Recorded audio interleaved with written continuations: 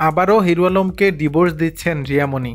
আলোচিত content creator Ashraful Hossain ওরফে hero আলমের উপর দুর্বৃত্তের হামলার ঘটনা ঘটেছে গেল মাসে।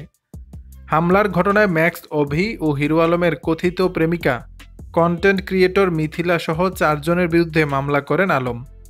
গত 5 অক্টোবর বাড্ডা থানায় করা মামলায় ম্যাক্স অভিকে গ্রেপ্তার করা হয়েছে। এদিকে হিরো আলমের উপর হামলার ঘটনায় যখন নেটিজেনদের সন্দেহের তীর তার স্ত্রী রিয়ামণির দিকে, ঠিক তখনই রহস্যজনক এক ফেসবুক পোস্টের জন্ম নিয়েছে নতুন গুঞ্জন। ফের হিরো আলমকে ডিভোর্স দেবেন রিয়ামণি, এমন এক ইঙ্গিতপূর্ণ পোস্টকে ঘিরে সরগরম নেট দুনিয়া। যদিও হামলার ঘটনায় রিয়ার বিরুদ্ধে কোনো অভিযোগ আনেননি তিনি। সোমবার 13 অক্টোবর নিজের ফেসবুকে আলম লেখেন, রিয়ামণি নাকি আমাকে ডিভোর্স দেবে, ডিভোর্সটা দিলে একবারে সব বিষয়ে কথা বলবো। আজকে সাংবাদিক সম্মেলনের সময় পরিবর্তন করা হয়েছে।